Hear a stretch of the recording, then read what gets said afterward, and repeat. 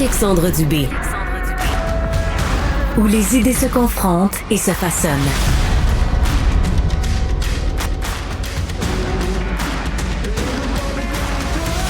Fabien Major est planificateur financier. Salut Fabien. Salut. Alors, qu'est-ce que tu surveilles cette semaine à la bourse? Ben, on surveille les bénéfices des banques. On surveille les bénéfices des banques américaines comme JP Morgan, Goldman Sachs, Bank of America, Wells Fargo, Citigroup. Elles vont publier le résultat du deuxième trimestre en même temps que le rapport d'inflation de juin. Alors, il y a un double choc possible sur le SP500. Le marché anticipe une croissance des bénéfices de 22%. C'est énorme et ça peut vouloir dire aussi que si ces chiffres-là ne sont pas atteints, qu'il y a une forme de décrochage à la bourse. Alors, on surveille ça de très près.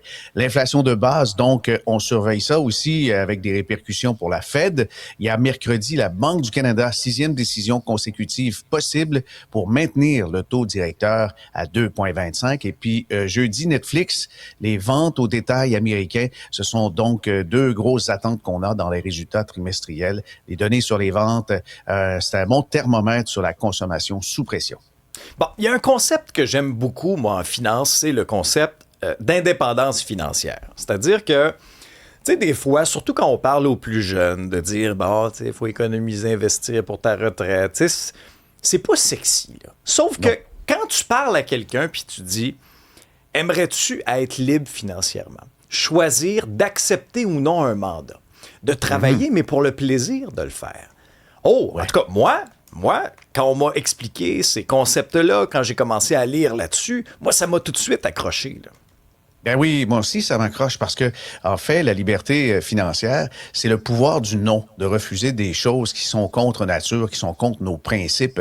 Et puis là-dessus, je pense que il faut rappeler très, très, très souvent que l'indépendance financière, ce n'est pas accumuler un magot comme 2 millions. On entend souvent, c'est quoi le chiffre magique pour arrêter? Ben, ça prendrait plutôt un chiffre magique pour pouvoir être plus libre et puis avoir une vie plus satisfaisante. Alors, ne pas dépendre des autres, des facteurs extérieurs incontrôlables comme l'humeur de Donald Trump pour le cours du baril du pétrole. Un salarié qui gagne 200 000 mais qui n'a pas de plan B en cas de perte d'emploi puis qui dépense tout ce qu'il gagne, ben il est vulnérable, ça c'est sûr. Et puis le piège aussi de l'action en vogue, certains ont tout misé sur un titre ou un FNB d'un même fournisseur, puis ça marche fort quand ça marche fort, mais quand ça marche plus, ben là évidemment on devient aussi vulnérable. C'est la même chose avec les cryptos. On a vu aussi dans les NFT il y a quelques années, on l'a vu avec les actions du cannabis. Alors, la concentration, c'est pas la liberté. Mais c'est important que ce concept-là soit adapté à des étapes de sa vie. Pour les jeunes adultes, c'est ne plus dépendre de ses parents. Pour les conjoints, c'est peut-être ne plus dépendre du revenu de l'autre. Pour les retraités, c'est en avoir assez pour se soigner ou avoir assez, justement, en cas de pépin, de handicap, etc. Là. Alors, faut l'adapter, ce concept-là. Mais la vraie définition, c'est maîtriser raisonnablement les conditions qui permettent de vivre comme on le souhaite sans être freiné, certainement pas par l'humeur et le principe des autres qui nous entourent. Et on le rappellera jamais assez, Fabien, là, plus on commence jeune, moins l'effort qu'on fournira de notre poche va être considérable. Il y a un vieil adage qui dit, mettons, de l'âge de 20 ans à 60 ans, tu investis 100 $, mettons, par mois dans les marchés boursiers. Ben, tu vas finir à 60 ans avec au-delà d'1 million. Et ça, c'est l'effet. Tu n'auras pas mis 1 million de ta poche, mais c'est l'intérêt composé. Le gros de l'effort va être fait par l'intérêt composé, le temps sur les marchés boursiers, plutôt qu'essayer de timer, de synchroniser le marché, là. C'est ça. Pour ma part, si je partage une petite expérience, c'est au début de la trentaine que j'ai découvert le concept et puis j'avais comme objectif de ramasser au moins 3 mois de côté de revenus au cas où je perdais ma job. Et quand je l'ai atteint, j'ai regardé les chiffres, ça correspondait à 6 mois de dépenses. Alors, j'avais mis l'équivalent de revenus, mais je dépensais moins. Alors là, j'avais toute une surprise et puis c'est un tournant dans sa vie parce que ça donne, je trouve, une espèce d'allègement. On a moins de stress par rapport à son boulot parce qu'on sait que si ça arrête demain matin, ben on n'est pas coincé. Dans l'ordre des choses, Fabien, parce qu'on parle souvent des investissements, mais la notion dont tu fais référence, c'est le fameux fonds d'urgence. De 3 à 6 mois. Est-ce qu'on est mieux de faire ce fonds d'urgence-là, puis après investir? Parce qu'un fonds d'urgence, là, c'est pas nécessairement de l'argent qui est en bourse, parce que tu peux vendre au mauvais moment si, je sais pas moi, ton frigo pète, tu as besoin de faire réparer quelque chose à la maison. Là, si tu es obligé de piger dans tes investissements, ben là, ça devient pas un fonds d'urgence, tu sais, ça devient pas un fonds d'urgence efficace. Comment tu vois ça? Ben, c'est un bon point parce que le fonds d'urgence, c'est de l'argent immédiat. Alors, on peut pas avoir des sommes qui peuvent baisser momentanément pendant qu'on a un coup dur.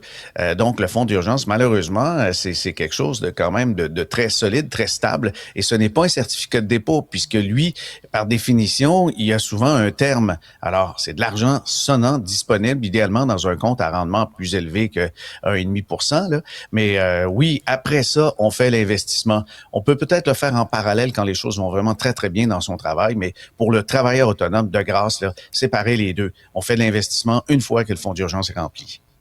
Apple qui poursuit OpenAI. Ouais. Ça, c'est quelque chose. J'ai vraiment fait le saut en voyant cette nouvelle en fin de semaine. Tang Tan, c'est un ancien VP design chez Apple. Et lui, il a travaillé à des monstres sacrés comme l'Apple Watch, les AirPods, 25 ans chez Apple.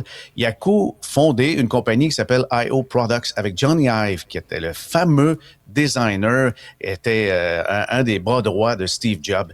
Ça a été racheté par OpenAI pour 6 milliards et demi. Ben voilà que Apple l'accuse d'avoir demandé aux candidats encore employés chez elle d'apporter des pièces concrètes du code ou des trucs comme ça, des plans en entretien chez OpenAI. Mais c'est pas le seul. Il y en a un autre, un ingénieur espion.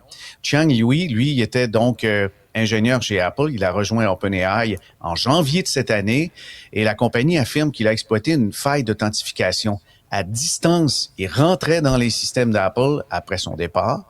Il a téléchargé des milliers de pages de spécifications techniques, même sur des produits qui sont pas encore annoncés, qui sont pas sur le marché. Et il a jamais voulu remettre son ordinateur portable de fonction. Ben là, c'est un peu trop, là. Puis c'est clair que les répercussions peuvent être énormes. OpenAI, on attend l'entrée en bourse et ça peut compromettre cette IPO. Les investisseurs détestent les litiges et ça, c'en est tout un. Il y a donc rupture définitive du partenariat d'Apple et OpenAI. On sait que Siri maintenant, Siri qui avait beaucoup de difficultés, avait commencé à devenir un peu plus intelligente avec OpenAI, mais là, tout est migré vers Gemini. Merci beaucoup, Fabien.